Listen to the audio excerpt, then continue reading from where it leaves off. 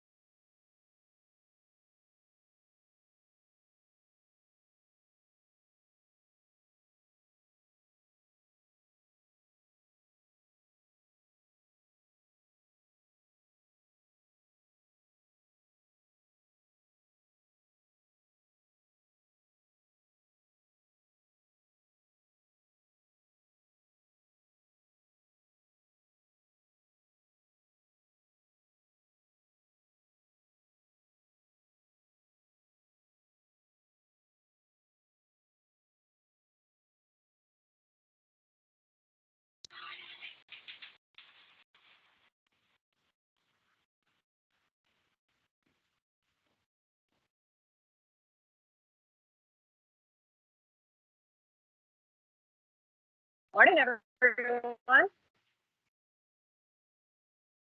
We'll get started here in a couple minutes.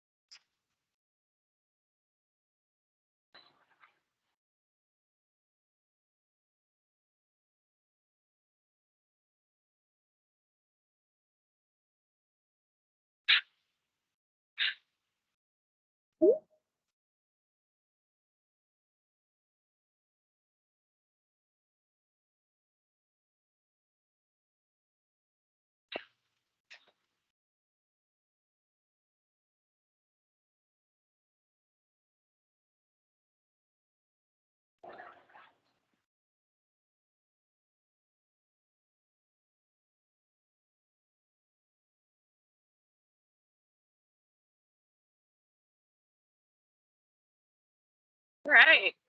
Well, good morning, everyone. I hope everybody's doing well this morning on this very blustery Philadelphia morning. Um, my name is Mary Lynn Leonards. I am the Chief Revenue Officer. I'm the Chief Revenue Officer here at Impact Recycling, and we're so excited to have you here this morning on our very first Sustainable Steps live event. And we're going to be highlighting our Depacker this morning. So it's a great piece of machinery, and we're excited to show it to you. Just a couple of housekeeping items real quick. Got a couple more people coming on in. Morning.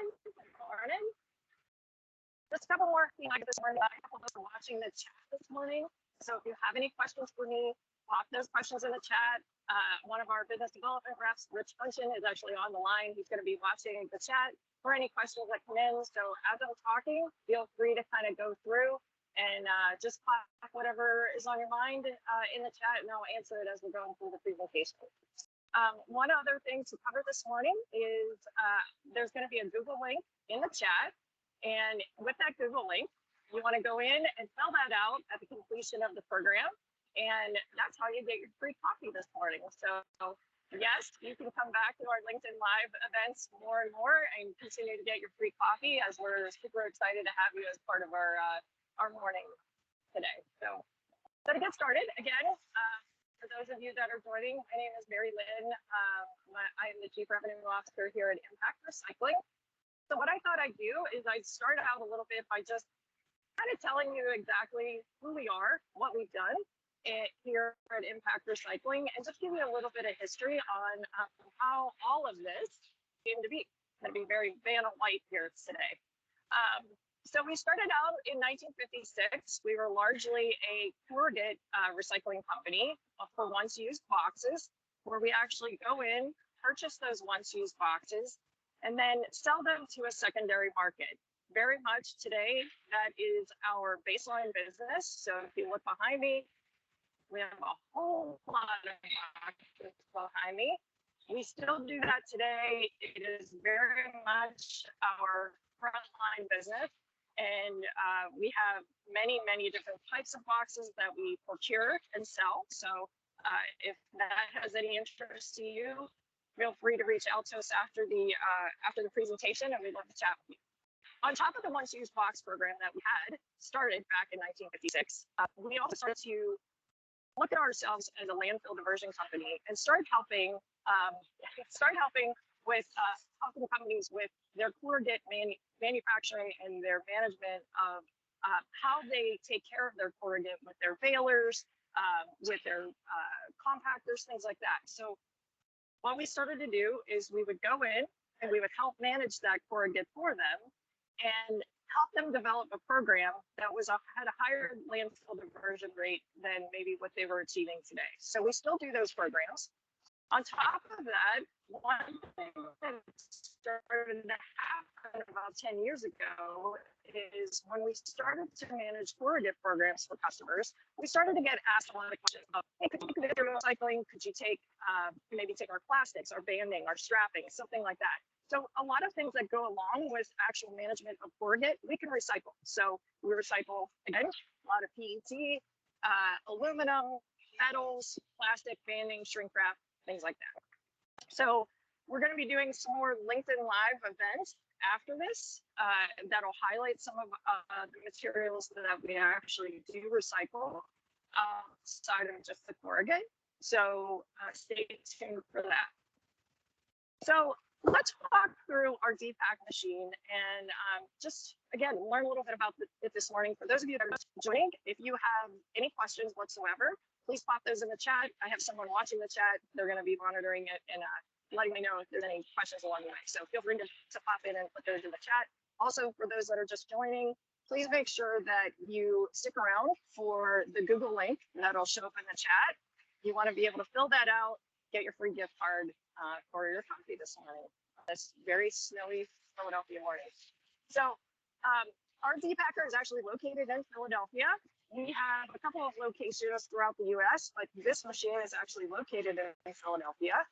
And we take a lot of different products in to this machine. And what I'm going to do is I'm going to walk through each one of them and really highlight what works, what doesn't work for our machine, and let you know exactly how it's processed and where it all ends up, so that you can really see from the very beginning to the end how this entire process works.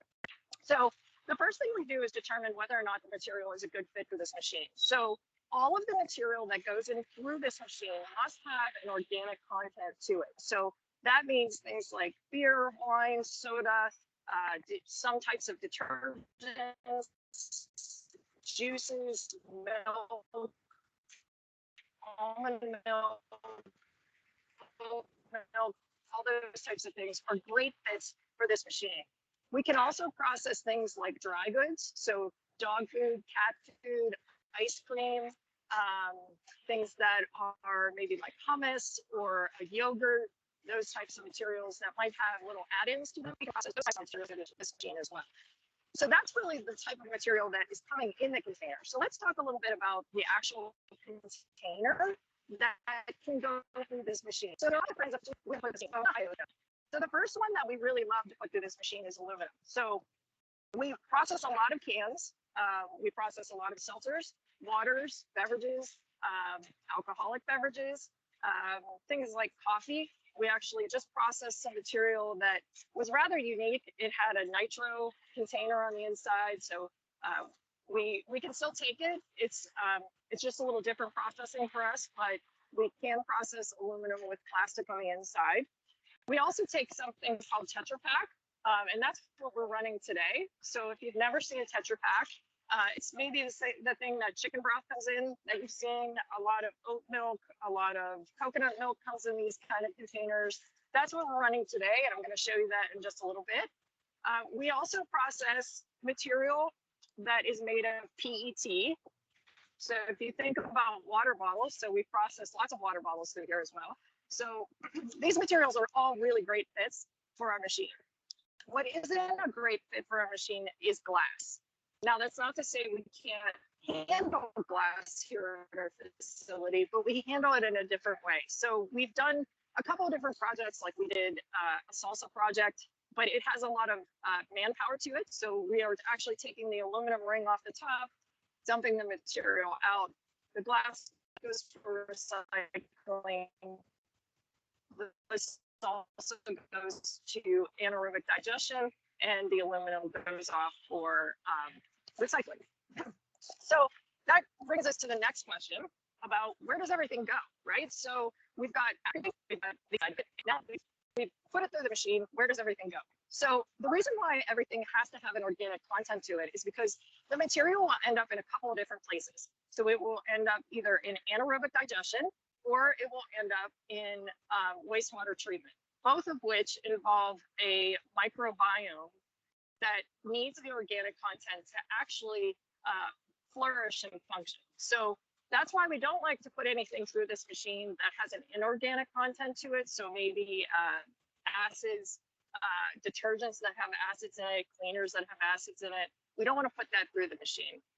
It tends to obviously kill the bugs when it gets to the wastewater treatment plant. So a couple of the other things that we actually like to put through this machine that are a little bit unique are things like cosmetics. So this machine can actually handle plastics that have maybe lipstick or a compact on the inside. So anything that has a plastic outer part to it, they can actually put through this machine as well. The ease of use with this machine is it varies from product to product, meaning that some materials can feed faster than others. So material that comes in, if you think about when you buy beer, oftentimes beer will come in a cardboard container. This cardboard container actually has to be removed in order for it to put the remaining material through the machine. So it adds a little bit of labor to it. Obviously, it increases the cost a little bit, but the great thing is the cardboard gets recycled, the aluminum gets recycled, and so does the product on the inside. So we also take things in when we're processing PET. If you think about PET bottles, they usually come in a plastic wrap. That also gets recycled. So what we do is we cut this away and we actually send that off for recycling as well. So the entire process from start to finish actually gets completely recycled. So there's nothing to waste, nothing goes to landfill. And it really is a great alternative because most of the price points for the material that we're looking at comparable to a landfill price point. So it's an economical way to process material, and be sure that it has a high level of indemnification, and you're going to be safe with where the material ends up. So now that I've explained sort of the product, the way it comes in, the packaging that we can handle, the product on the inside that we can handle, let's talk about the actual process. So when our material hits the dock, after we've gone through the scheduling process, which is no different than if you've ever scheduled anything with our company before, you schedule a time slot, the material comes in, we have our own trucking company, so if you need transportation, we can handle that as well.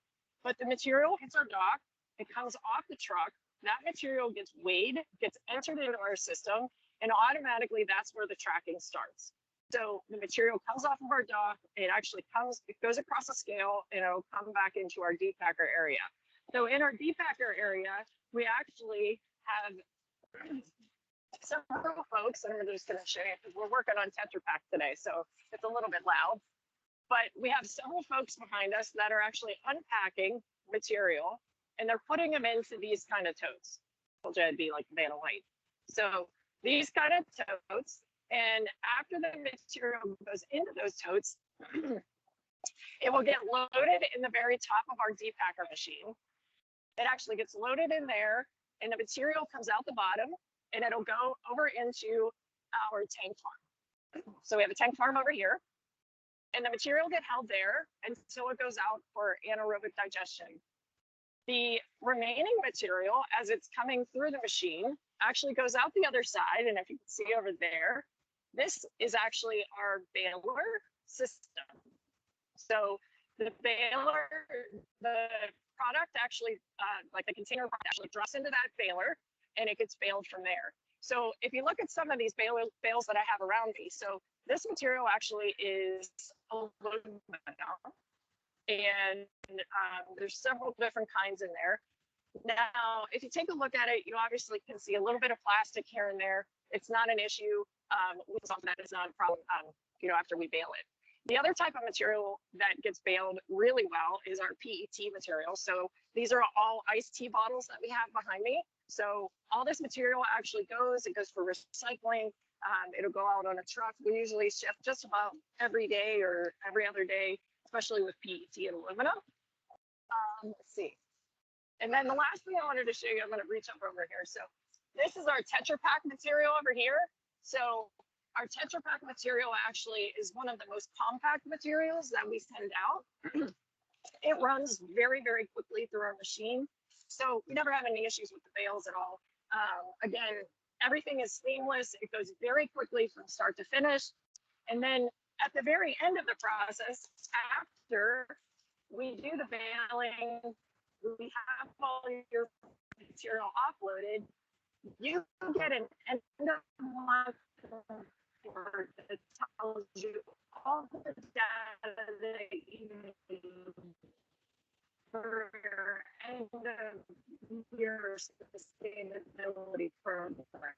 So we can also provide you with sustainability reports at the end of the year that calculate your cost, if you'd like that. We're your data and have all of that to ensure that you go back to your sustainability team, ESG team, show them what sustainability team. So that really explains from start to finish what our product does, what our machine does. And, again, we run 5 days a week. We can put a second shift on depending on what the material is. And we have taken some fairly unique material through this machine, so nothing's off limits. So we're excited to talk to you. If you have any other questions, for about 15 minutes. So does anybody have any questions for me right now?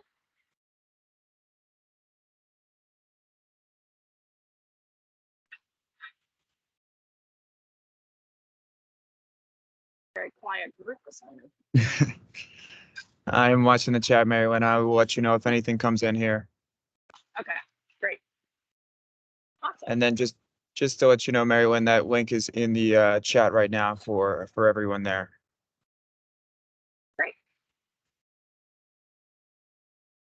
And I do have a recording of this. So if you would like a copy of the recording, if you're just on late, not a problem. I can send you that.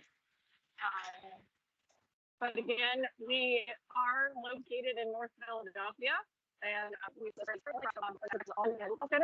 next week we'll be testing more chicken broth that's coming through.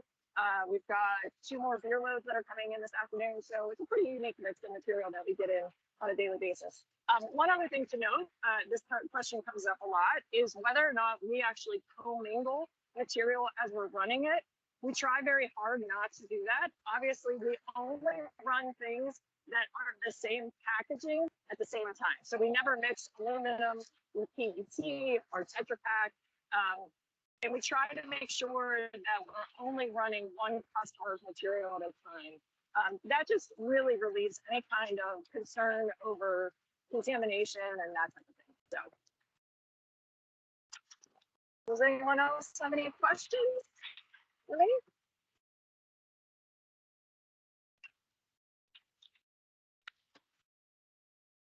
Yeah, I'm sorry. It's kind of loud back here if I was breaking out. I apologize.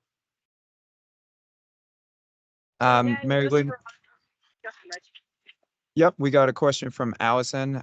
Says it was just breaking up just quite a little bit. Not sure if I missed it, but could you talk about the costs? Is it based on weights? Right. So yes, everything is based on weight. It's very similar to a tipping fee that you would see going into, say, a landfill or waste energy. So we do price it by the ton.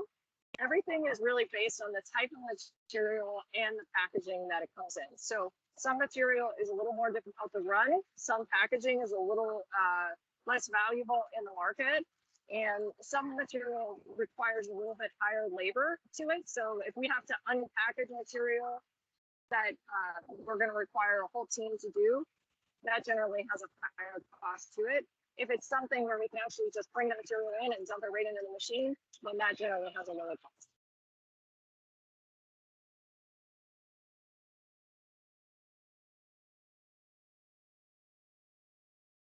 Mary Lynn, The we have a minimum question here. quantities.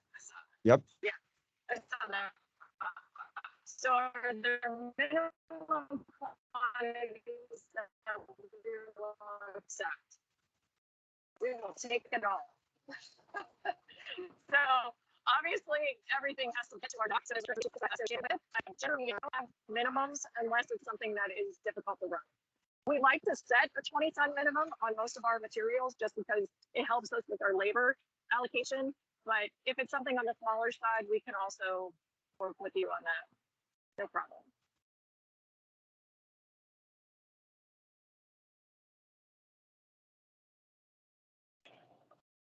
You're welcome, David.